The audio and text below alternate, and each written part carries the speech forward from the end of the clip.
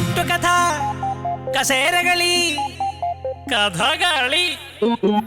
നമസ്തേ. അങ്ങനെ Pinarayi sponsored CPM സംസ്ഥാന സമ്മേളനം കഴിഞ്ഞു. പിണറായി മുഖ്യമന്ത്രിയായും ഗോവിന്ദൻ സംസ്ഥാന സെക്രട്ടറിയായും തുടരും. മുഖ്യമന്ത്രിക്ക് 100-ൽ 100 മാർക്കാണ് സഹാക്കൾ നൽകുന്നത്. ഗോവിന്ദൻ സഖാവ് കഷ്ടിമുഷ്ടി അങ്ങോട്ട് കടന്നുകൂടി എന്ന് പറഞ്ഞാൽ മതിയല്ലോ. കാരണഭോജന സഖാവിനെതിരെ ഒരു ചെറു വിമർശനം പോലും ഉയർന്നില്ല സമ്മേളനത്തിൽ. ജില്ലാ സമ്മേളനങ്ങളിൽ മുഖ്യമന്ത്രിക്കും ആഭ്യന്തര വകുപ്പിനും എതിരെ ഉയർന്ന വിമർശനങ്ങൾ സംസ്ഥാന സമ്മേളനം വന്നപ്പോൾ എവിടെ പോയോ എന്തോ. നിങ്ങൾക്ക് ഈ പാർട്ടിയെക്കുറിച്ച് ഒരു ചുക്കുമറിയില്ല എന്ന് പണ്ട് പിണറായി സഖാവ് പറഞ്ഞതുപോലെ നിങ്ങൾക്ക് ഈ സഖാവിനെക്കുറിച്ചും ഒരു ചുക്കുമറിയില്ല. സ്വാഗതം കഥകളിയുടെ പുതിയൊരു അധ്യായത്തിലേക്ക്. കെട്ടുകഥ കസേരകളി കഥകളി. പറഞ്ഞു വരുമ്പോൾ CPM തൊഴിലാളി വർഗ പാർട്ടിയാണ്. പക്ഷേ സമ്മേളനം നടത്താനടക്കം ചിക്കിലി കിട്ടണമെങ്കിൽ അതിന് തൊഴിലാളികൾ മാത്രം പോരാ, കുറച്ചൊക്കെ ബൂർഷാസികളും വേണം. അതുകൊണ്ട് സ്വകാര്യ നിക്ഷേപവും സെസ്സുമടക്കം സർക്കാരിനും ഒപ്പം പാർട്ടിക്കും പ്രയോജനമുള്ള കാര്യപരിപാടികളുമായി മുന്നോട്ട് പോകാമെന്നാണ് പാർട്ടിയുടെ നയരേഖ പറയുന്നത്. CPM-ന്റെ സംസ്ഥാന സമ്മേളനം കൊല്ലത്ത് നടന്നത് അവസാന ഘട്ടത്തിലേക്ക് കിടക്കുകയാണ്. ചരിത്രത്തിലാദ്യമായിട്ട് കഴിഞ്ഞ 4-5 ദിവസമായി ഈ സമ്മേളനം വീക്ഷിക്കുന്ന കേരളത്തിലെ രാഷ്ട്രീയം നിരീക്ഷിക്കുന്ന മുഴുവൻ ആളുകളും അത്ഭുതത്തോട് കൂടിയിട്ടാണ് ഓരോ ദിവസവും പത്രം പരിശോധിക്കുന്നത്. കാലത്തെ പേപ്പർ വായിച്ചില്ലെങ്കിൽ അല്ല താനിപ്പം കപ്പലണ്ടി കച്ചവടം തുടങ്ങി. കപ്പലണ്ടി കൊണ്ട് വേണോ ഇയാളെ പണി നോക്കണോ? എന്ത് ചെയ്താലും അതിലൊരു നെഗറ്റീവ് കണ്ടെത്താനുള്ള ബോധപൂർവമായ പ്രവർത്തനമാണ് ഞാൻ. ശരിയാ സഖാവേ, എനിക്കും അങ്ങനെയാ. സഖാവൊക്കെ എന്ത് പറഞ്ഞാലും നെഗറ്റീവായിട്ടേ തോന്നും. അതൊരു അസുഖമാണോ? ദുരന്തം പറച്ചിലൊക്കെ നിർത്തി എന്ന് പറഞ്ഞിട്ട് എന്ത് ചെയ്യാനാടാ, ഞാൻ ഇങ്ങനൊരു ദുരന്തനായി പോയി. ഒരു തൊഴിലാളി അധിഷ്ഠിത പാർട്ടി എന്ന് പറയുകയും അഭിമാനം കൊള്ളുകയും പാവപ്പെട്ട തൊഴിലാളികളുടെ രക്തത്തിൽ പടുത്തുയർത്തുകയും ചെയ്യപ്പെട്ട ഒരു രാഷ്ട്രീയ പ്രസ്ഥാനത്തിൻ്റെ സംസ്ഥാന സമ്മേളനം കഴിഞ്ഞ 4 ദിവസമായിട്ട് ഒരു തൊഴിലാളി പ്രശ്നം പോലും ചർച്ച ചെയ്തില്ല എന്നത് ഏത് രീതിയിലാണ്, എന്ത് അത്ഭുതത്തോടു കൂടിയാണ് ഒരു രാഷ്ട്രീയ നിരീക്ഷകന് നോക്കിക്കാണാൻ കഴിയുക എന്നറിയില്ല. മനസ്സിൽ എത്ര ദേഷ്യം ഉണ്ടെങ്കിലും ചിരിച്ച മുഖത്തോടു കൂടി വേണം ഇപ്പോഴത്തെ തൊഴിലാളികൾ സംസാരിക്കാൻ.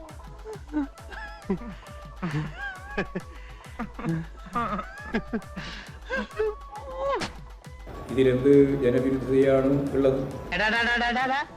നീയും കള്ളേ ഞാനും കള്ളേ, ഈ അടിയിൽ കൂടുള്ള പണി വായിച്ചിട്ടേ നേരെ വാ നേരെ പോ. ദരിദ്ര ജനവിഭാഗങ്ങൾക്ക് നൽകുന്ന എല്ലാ ആനുകൂല്യങ്ങളും സമ്പന്ന വിഭാഗങ്ങൾക്കും നൽകേണ്ടതുണ്ടോ എന്ന ചോദ്യമാണ് ഞങ്ങൾ അടിസ്ഥാനപരമായിട്ട് ഉന്നയിക്കുന്നത്.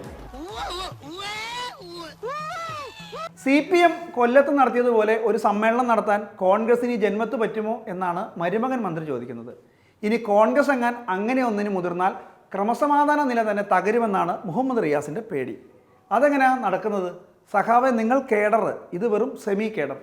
കോൺഗ്രസ് ഇതുപോലൊരു സമ്മേളനം നടത്തിയിട്ടുണ്ടോ?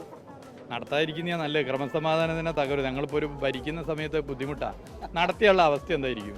ചർച്ച ചെയ്തിട്ടുണ്ടോ? കേരളത്തിൻ്റെ പൊതുമരാമത്ത് മന്ത്രി ചോദിക്കുന്നത് കേട്ടു, ഈ കോൺഗ്രസ് ഇതുപോലൊരു സമ്മേളനം നമുക്ക് നടത്തി കാണിക്കാമോ? നടത്താതിരിക്കുന്നതാണ് നല്ലത്. നടത്തിയാൽ ഞങ്ങൾ ഭരിക്കുന്നതുകൊണ്ട് പറയുകയാണ് ക്രമസമാധാന നില പരിങ്ങലിലാണ്.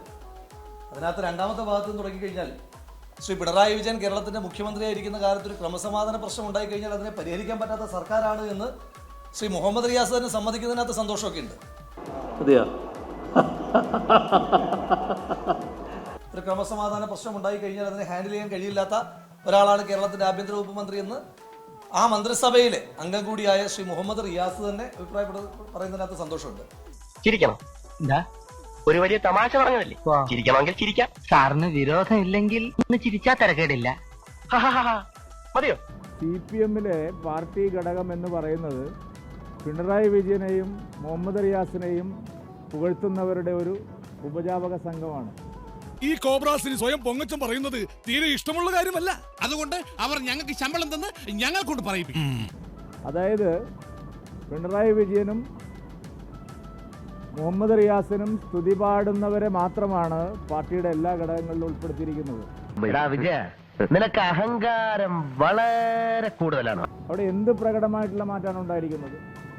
ഈ നാട്ടിലെ അടിസ്ഥാന ജനവിഭാഗങ്ങൾ പട്ടികജാതി പട്ടിക 10% അവരുടെ സെക്രട്ടേറിയറ്റിൽ ഒരാളുണ്ടോ? സ്ത്രീകൾ സെക്രട്ടേറിയറ്റിൽ ഒരാളേ ഉള്ളൂ. ഞങ്ങളുടെ പാർട്ടിയിൽ 1/3 ഭാരവാഹികൾ വനിതകളാണ്. ഇതുവരെ ഒരു വനിത ഉണ്ടായിട്ടുണ്ടോ? അഖിലേന്ത്യാ സെക്രട്ടറി ആയിട്ട്, സംസ്ഥാന സെക്രട്ടറി ആയിട്ട് ഒരു വനിത ഉണ്ടായിട്ടുണ്ടോ? പോളിറ്റ് ബ്യൂറോയിൽ ആദ്യമായി ഒരു വനിത വന്നത് ഈ അടുത്തിടയ്ക്കാണ്. അതിന് വൃന്ദാക്കാരായിട്ട് വരേണ്ടി വന്നു. All the Congress leaders in Kerala, they are crying. What is crying in Malayalam?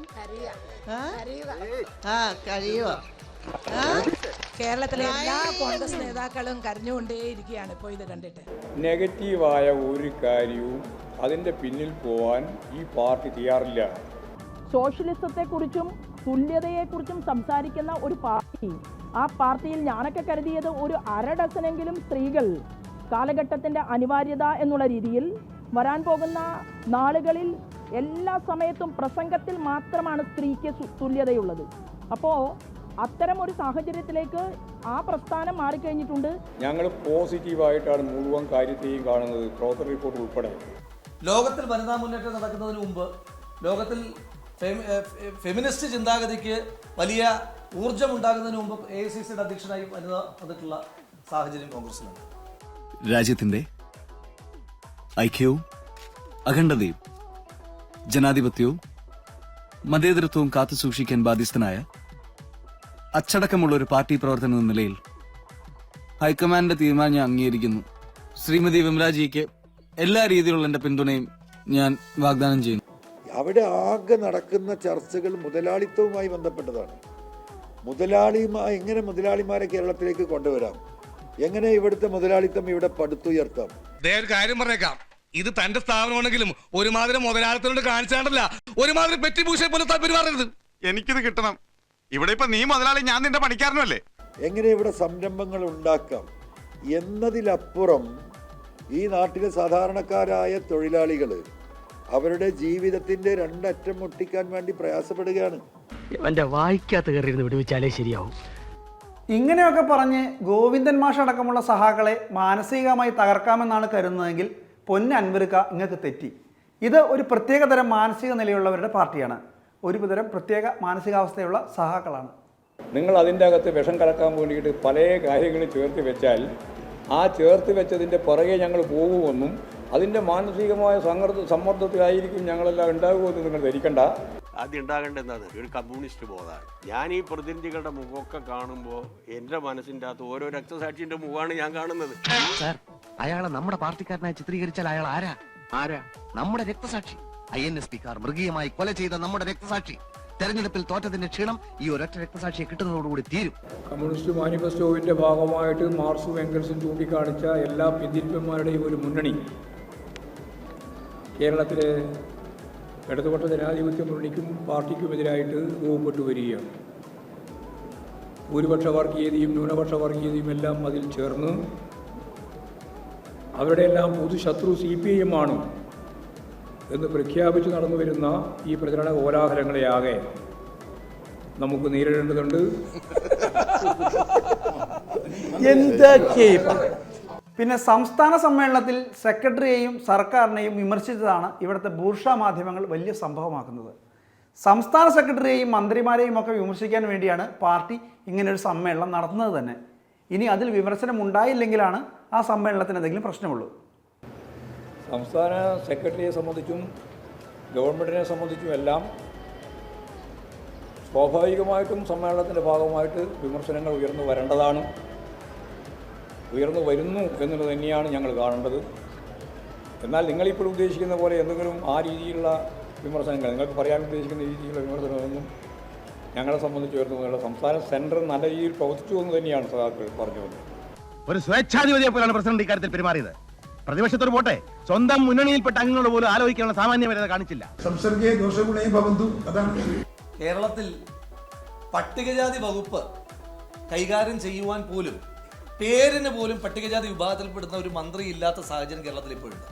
ഞാൻ ശ്രീ മുഹമ്മദ് റിയാസിനെ വെല്ലുവിളിക്കുന്നു, നിങ്ങളുടെ അഖിലേന്ത്യാ സെക്രട്ടറി ആയിട്ടോ സംസ്ഥാന സെക്രട്ടറി ആയിട്ടോ ഒരു പട്ടികജാതി വിഭാഗത്തിൽപ്പെട്ട ഒരാളെ കൊണ്ടുവരാനുള്ള ആർജവമൊക്കെ കാണിച്ചിട്ട് ഞങ്ങളെല്ലാം പൂർണ്ണമായി ഭംഗിയായി നടത്തുന്നു എന്ന് അവകാശപ്പെട്ട് കഴിഞ്ഞാൽ കുറച്ചും കൂടെ ഭംഗിയുണ്ടാകും. താനൊക്കെ മറ്റേ ചിട്ടയുടെ ആളല്ലേ? ഇല്ലാതെ പിന്നോക്ക വിഭാഗത്തിലുള്ളവരുമുണ്ട്, പട്ടികജാതി വിഭാഗത്തിൽപ്പെട്ടവരുമുണ്ട്, മുന്നോക്ക ജാതി വിഭാഗത്തിൽപ്പെട്ടവരുമുണ്ട്, ഇനി മറ്റ് വിവിധ മതവിഭാഗങ്ങളുണ്ട്. എല്ലാം ചേർന്നതാണ് പാർട്ടി സംസ്ഥാന സെക്രട്ടേറിയറ്റ്. മാറ്റിയാ ഇപ്പോൾ ഏതായി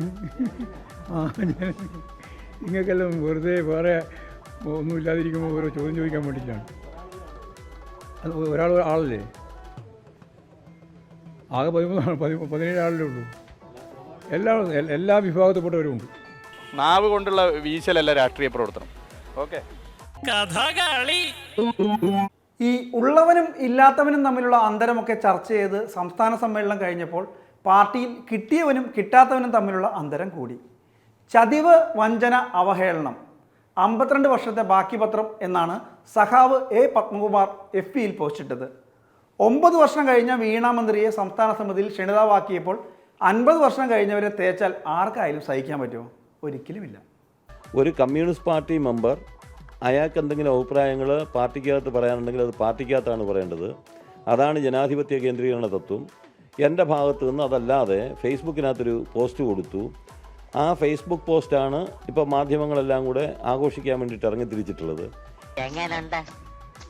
നിന്റെ തലയ്ക്ക് വല്ല അസുഖമുണ്ടോ? ഇല്ല. പിന്നെ എന്താ അതിന്റെ അർത്ഥം? ഇത് ഒരു 1.5 ദിവസത്തിൽ കൂടുതൽ കാണൂല എന്ന് എനിക്കറിയാം. കാരണം എന്നെ ഇന്ന് ആഘോഷിച്ചാൽ നാളെ വേറൊരാളെ ആഘോഷിക്കാൻ നിങ്ങൾക്ക് കിട്ടും. ഞാൻ ഇല്ലാത്തൊരു ന്യൂസ് ഒരു ചുറ്റുപാടിൽ ഇല്ലാത്തൊരാളെ കുറിച്ച് പ്രസിദ്ധീകരിച്ചെന്ന് വിചാരിക്കാം, അയാൾ ശരിക്കും ഉണ്ടായി. അയ്യോ, അതെങ്ങനെ? അപ്പം അതുകൊണ്ട് ഞാൻ എന്തായാലും പാർട്ടി വിട്ടുപോകാനോ പാർട്ടിയെ ധിക്കരിക്കാനോ ഞാൻ ആഗ്രഹിക്കുന്നില്ല. ഞാൻ ഒരു കാരണവശാലും പാർട്ടിയെ ധിക്കരിച്ചുകൊണ്ട് മുമ്പോട്ട് പോകാൻ ആഗ്രഹിക്കുന്നില്ല. ഞാൻ പോകൂല. നിന്നോട് പോകാനല്ലേ പറഞ്ഞത്? ഞാൻ പോകൂലെന്നാലും ഞാൻ ആദ്യം അഭിപ്രായം പറഞ്ഞത് നമുക്ക് അറിഞ്ഞുകൂടാ. അദ്ദേഹമായിട്ട് ഞാൻ സംസാരിച്ചിരുന്നു. രാവിലെ വിശദമായി സംസാരിക്കാം എന്നാണ് പറഞ്ഞത്.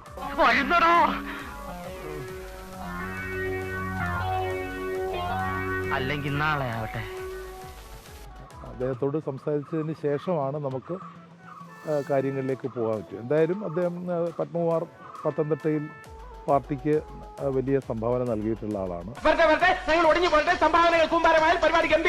തീർച്ചയായിട്ടും പരിശോധിക്കണമല്ലോ. പാർട്ടി ജില്ലാ കമ്മിറ്റി എൻ്റെ ഘടകം എന്നുള്ള നിലയ്ക്ക് ഇപ്പം ഞാൻ ജില്ലാ കമ്മിറ്റി മെമ്പറാണ്. പരിശോധിക്കട്ടെ. പരിശോധിച്ചിട്ട് എൻ്റെ ഭാഗത്ത് ആ തെറ്റെങ്കിൽ എൻ്റെ പേര് നടപടി എടുക്കണം. നടപടി എടുത്തില്ലെങ്കിൽ ഇത് കമ്മ്യൂണിസ്റ്റ് പാർട്ടി അല്ലാതാകും. കുറച്ച് നേരത്തേക്ക് ഇവനെ ഞങ്ങൾക്ക് മാത്രമായിട്ടൊന്ന് വിട്ടുതരണം. പിന്നെ പാർട്ടി ഒന്നും കൊടുത്തില്ല എന്ന് പറയരുത്. കഴിവുള്ളവർക്ക് കൊക്കിൽ ഒതുങ്ങാവുന്നതും അതിലധികവും കൊടുക്കുന്ന പാർട്ടിയാണ് CPM. ബാലൻ സഹാവിനൊക്കെ കൊക്ക് ഒടിയുന്നത് പോലെയല്ലേ പാർട്ടി കൊടുത്തത്? എന്നാ കുഴപ്പമായിരുന്നു? പാർട്ടി അവരവരുടെ കഴിവിനനുസരിച്ച് കൊക്കിൽ ഒതുങ്ങിയത് മാത്രമല്ല കൊടുത്തത്, കൊക്കിൽ ഒതുങ്ങാത്തതും കൊടുത്തിട്ടുണ്ട്. എനിക്ക് കൊക്കിൽ ഒതുങ്ങാത്തത് തരാൻ തീരുമാനിച്ച ഘട്ടത്തിൽ വേണ്ടെന്ന് വെച്ചാൽ ഞാൻ കുട്ടേട്ടൻ്റെ ഒരു ഫോട്ടോ തരുമോ? എന്തിന്? പേഴ്സിൽ വെക്കാനാ. പരമാവധി പാർട്ടി സഹായിച്ചിട്ടുണ്ട്. നമ്മളെയൊക്കെ നല്ല രൂപത്തിൽ ഡെവലപ്പ് ചെയ്തിപ്പിച്ചിട്ടുണ്ട്. ഒരു യഥാർത്ഥ മനുഷ്യനാക്കുന്നതിൽ പാർട്ടി നൽകിയിട്ടുള്ള സംഭാവന എന്ന് പറയുന്നത് അതാണ് ഏറ്റവും വലിയ പ്രധാനപ്പെട്ടത്. ഇപ്പോൾ പത്മകുമാറിന് എന്തെങ്കിലും വിഷമതകൾ ഉണ്ടെങ്കിൽ അത് പുറത്ത് പ്രകടിപ്പിക്കേണ്ടതല്ല. നീ ഭയപ്പെടണ്ട, ഒന്നും ചെയ്യാനല്ല. കൂടുതൽ വിശദീകരിക്കണോ? നീ എങ്ങോട്ടും കടന്നു കളയാതിരിക്കാനാ. അത് നല്ലതാ. അഭിപ്രായം ചോദിച്ചില്ല. ഇനി നമുക്ക് ഔപചാരികത അങ്ങ് വിടാം. മാഷിന്റെ ഇഷ്ടം. എന്തായാലും അകത്ത് കയറ്റാത്ത പാർട്ടിക്കെതിരെ അകത്ത് പറയേണ്ടത് പുറത്തു പറഞ്ഞ പത്മകുമാറിനെ പാർട്ടി അനുനയിപ്പിച്ചു. പത്തനംതിട്ടയിൽ പപ്പേട്ടനെ പോലെ ഇത്ര മാതൃകാപരമായൊരു സഹാവില്ലെന്നാണ് പറഞ്ഞു കേൾക്കുന്നത്. എന്താ അല്ലേ? ദേവസ്വം ബോർഡ് പ്രസിഡൻ്റായിട്ട് അദ്ദേഹം നന്നായി പ്രവർത്തിച്ച ആളാണ്.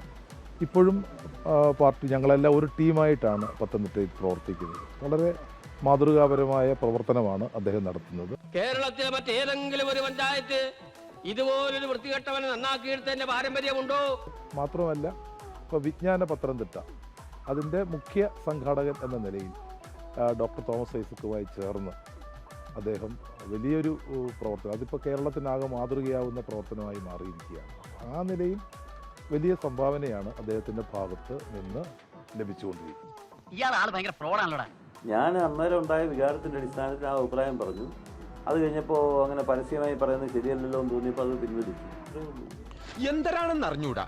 മുഖത്ത് നിറച്ച് വിനയം വാരിത്തേച്ച് വച്ചാലും ഇടയ്ക്കിടയ്ക്ക് ഉള്ളിക്കിടക്കണ ഫ്രാഡുകൾ പുറത്തോട്ട് തള്ളിക്കാറ് വരും. അൻവർ എന്നെ വിളിച്ചിട്ട് പറയുകയാണ് ഒന്ന് കാണണം എന്ന് പറഞ്ഞാൽ അയാൾ കാണിച്ചു കൂട്ടിയതുപോലെ ഞാനും കാണിച്ചു കൂട്ടണമെന്നാണോ അയാൾ ആഗ്രഹിക്കുന്നത്? Hello, Padan, Viswanath here, minister's classmate. എല്ലാവരും വരാൻ പലരുമുണ്ട്. എല്ലാവരും ഇങ്ങനെ ഭീഷണിപ്പെടുത്തി. അതെ അതെ അതെ, പലരും ഭീഷണിയിലാണ്, മനസ്സിലായില്ലേ?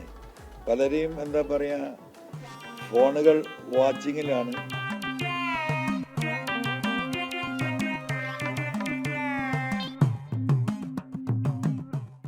അൻവറിനെ പോലൊരാൾ, അയാളുടെ ധാരണ എന്താ? അൻവറിനെ പോലൊരാളുടെ ധാരണ എന്താ? കമ്മ്യൂണിസ്റ്റ് പാർട്ടിയെ സംബന്ധിച്ച് അയാൾക്ക് എന്താ അറിയാവുന്നത്? ഒരു കാര്യമില്ല. നമ്മളോടൊപ്പം വരാൻ താല്പര്യം പ്രകടിപ്പിക്കുന്ന ഒരു ബ്രാഞ്ച് സെക്രട്ടറിയുടെ അടുത്തേക്ക് ഏരിയ സെക്രട്ടറി ഫോണുമായി ചെന്നിട്ട് ചെവിയിൽ വെച്ച് കൊടുക്കണം. ആരോടാ? ബ്രാഞ്ച് സെക്രട്ടറിയോട് സംസാരിക്കുന്ന ആരാണ്? അങ്ങേ തലത്തിൽ കേരളത്തിന്റെ മുഖ്യമന്ത്രിയാണ്. അതാണ് കാര്യം. ഇത് നമ്മൾ തമ്മിൽ വ്യക്തമായല്ലോ. നിങ്ങളുടെ നിലപാടും വ്യക്തമായി, എൻ്റെ നിലപാടും വ്യക്തമായി. ഇനിയിപ്പോൾ അതിൻ്റെ മേലെ കൂടുതൽ പറയണ്ട. ശരി, മനസ്സിലായോ? ഈ രീതിയിൽ ബ്രാഞ്ച് തലത്തിലേക്ക് പോലും ഇറങ്ങുന്ന രാഷ്ട്രീയ എന്താ പറയുക പ്രതിസന്ധി കേരളത്തിൽ അവർക്കുണ്ടായിട്ടുണ്ടെങ്കിൽ അതിൻ്റെ റിഫ്ലക്ഷൻ എത്രയായിരിക്കും എന്നുള്ളത് നിങ്ങൾ ആലോചിച്ചാൽ മനസ്സിലാവും. അതാണ് യഥാർത്ഥത്തിൽ ഇവിടെ നടക്കുന്നത്. രാഷ്ട്രീയക്കാർ, പ്രത്യേകിച്ച് സഹാക്കൾ, എപ്പോഴും ലളിത ജീവിതം നയിക്കണമെന്ന പക്ഷക്കാരനാണ് മന്ത്രി ജി സുധാകരൻ. പണ്ട് അടിയന്തരാവസ്ഥ കാലത്ത് വാച്ച് പോലീസ് അടിച്ച് പൊട്ടിച്ചതിൽ പിന്നെ ഒരു വാച്ച് പോലും കെട്ടാറില്ല നമ്മുടെ സഖാവ്. പക്ഷേ ഇപ്പോൾ രാഷ്ട്രീയക്കാർ അങ്ങനെ ലളിത ജീവിതമൊന്നും നയിക്കാത്തതിലാണ് സഹാവിന് വിഷമം. സഹാക്കളടക്കമുള്ളവരൊക്കെ കയ്യിലിരിക്കുന്ന ഫോണൊന്ന് കണ്ടാൽ തന്നെ തോക്കാണെന്ന് വരെ തോന്നിപ്പോവും. എന്താ അല്ലേ? ഞാനൊരിക്കലും സ്ഥാനങ്ങൾക്കനുസരിച്ച് ജീവിതത്തെ ആഡംബരമാക്കി. ഇതിൽ വലിയ കാര്യങ്ങളൊന്നുമില്ല, പെട്ടെന്ന് തട്ടിക്കൂട്ടിയതാ. ഞാൻ വില കൂടിയ വാച്ചൊന്നും കെട്ടാറില്ല. ഒരു വാച്ചും കെട്ടുന്നില്ല. ഇപ്പോൾ MA പഠിക്കുമ്പോൾ ഒരു വാച്ച് ഉണ്ടായിരുന്നു. അടിയന്തരാവസ്ഥയ്ക്കെതിരെ ഞങ്ങൾ പോരാടി ചുവാട്ടത്ത് നിയമം രംഗത്ത് ജയിലിൽ പോയപ്പോൾ അടിയന്തരാവസ്ഥ 7-ാം ദിവസമാണ്. 4 മണിയാവുന്ന പറഞ്ഞാൽ പോലീസുകാരെന്നെ അടിക്കണ്ട വാച്ച് പൊട്ടിപ്പോയി. പിന്നെ ഞാൻ വാച്ച്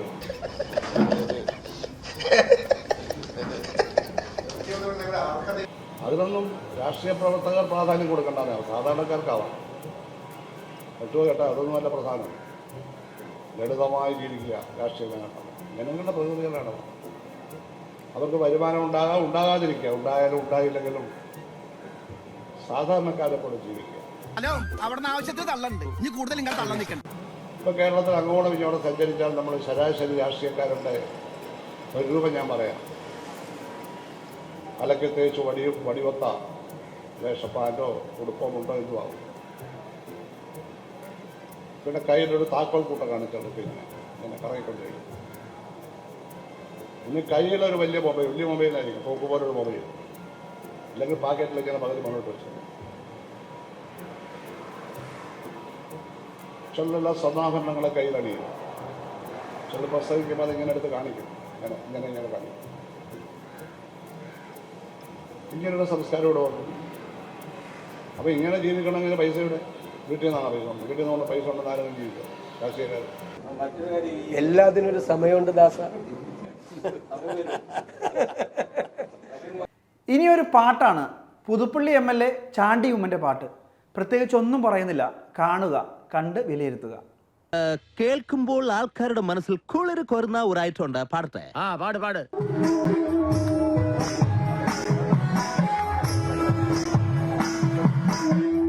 അവിടുത്തെ നമ്മുടെ യൂണിയൻ്റെ ഒരു വാർഷികത്തിന് ഇദ്ദേഹത്തെ വിളിച്ചുകൊണ്ട് വന്നു.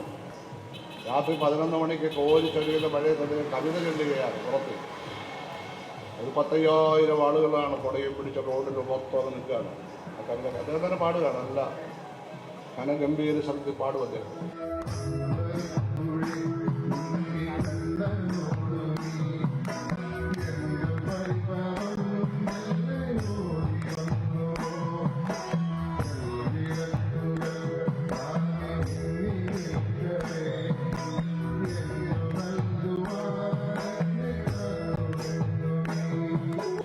അദ്ദേഹം പാടും. രാഷ്ട്രീയ കവിതകളാണ്. ഇത് ലോക സാഹിത്യത്തിലുണ്ട്. നോബൽ സമ്മാനം കിട്ടിയ വാൾട്ട് വിറ്റ്മാൻ എന്ന് പറയുന്ന അമേരിക്കൻ കവിയുണ്ട്. നോബൽ സമ്മാനം കിട്ടിയത്.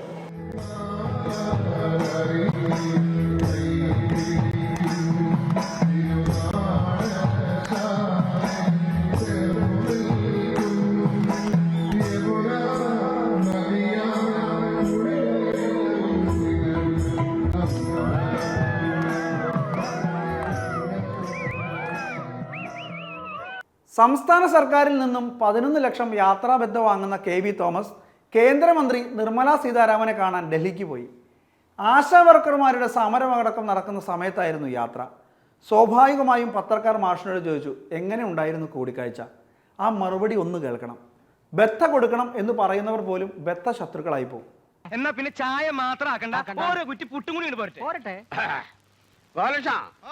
2 കുറ്റി പുട്ടും കൂടി പോരട്ടെ. അതിനകത്ത് പുട്ടുണ്ടായിരുന്നു, കടല ഉണ്ടായിരുന്നു, അപ്പം ഉണ്ടായിരുന്നു, നമ്മുടെ നല്ല വിഭവങ്ങളുണ്ട്. അപ്പോൾ പുട്ടും കടലയുണ്ട്. അത് ഞാനല്ലല്ലോ അവിടെ ചർച്ചയ്ക്ക് ഇരുന്ന് മുഖ്യമന്ത്രിയാണ്. ഒരു നേരത്തെ ആഹാരം ഇവന് നീ കൊടുക്കണമെന്ന് എന്നോട് പറഞ്ഞപ്പോ ഇത്രയും പ്രതീക്ഷിച്ചില്ല. 3 പെട്ടിയുടെ കാശ് ആ പട്ടിയിരുന്ന് വെട്ടി വിഴുങ്ങണത്. ഞാനില്ലാത്ത ചാരിതാർത്ഥ്യമുള്ള ആളല്ലേ. ചാരിതാർത്ഥ്യക്കുറവ് ഒരിക്കലും ഉണ്ടായിട്ടില്ല. അതിപ്പോൾ നമ്മുടെ ജനാധിപത്യത്തിൽ ദൂര അഭിപ്രായങ്ങൾ പറയും. അഭിപ്രായങ്ങൾ നമ്മൾ സ്വീകരിക്കുക സ്വീകരിക്കുക, അല്ലാത്ത അതിൻ്റെ വഴിക്ക് പോവുക. അല്ല എല്ലാ അഭിപ്രായങ്ങളും കേട്ട് നമ്മൾ പരിഭ്രമിക്കേണ്ട കാര്യമില്ലല്ലോ. പിന്നെ എപ്പോഴും എത്ര അറ്റാക്ക് ഉണ്ടായാലും വിമർശനങ്ങളുണ്ടായാലും ഒരിക്കൽ സത്യം പുറത്തു വരും. നാട്ടുകാരെ സ്വസ്ഥമായി ജീവിക്കാൻ അനുവദിക്കാതിരിക്കുക എന്നുള്ളതാണ് പ്രതിപക്ഷത്തിന്റെ മേലുള്ള വിശ്വാസം കൂട്ടാനും ഭരണപക്ഷത്തിന്റെ മേലുള്ള ജനസമ്മതി കുറയ്ക്കാനും ഉപയോഗിക്കേണ്ട രാഷ്ട്രീയ തന്ത്രം. കഥകളി. ഈ ആഴ്ചയിലെ കഥകളി ഇവിടെ പൂർണ്ണമാകുന്നു. അടുത്ത വ്യാഴാഴ്ച രാത്രി 9:00 കാണാം. നമസ്തേ.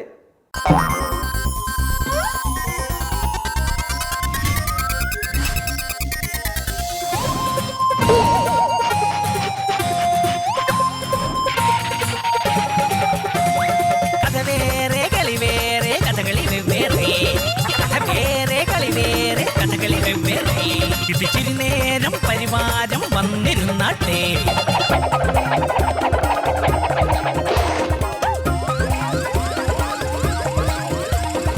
ആട്ടവിളക്കില്ല, ആട്ടും ഉപ്പും മാത്രം.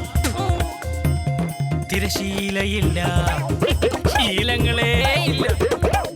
ഒറ്റ ഭാവം, അഹംഭാവം. ഭീഷണി, അധികാരം, ധിക്കാരം. കഥ വേറെ കളി വേറെ കഥകളി വെവ്വേറെ. കഥ വേറെ കളി വേറെ കഥകളി വെവ്വേറെ. ഇടിച്ചിരി നേരം പരിവാരം വന്നിരുന്നാട്ടെ.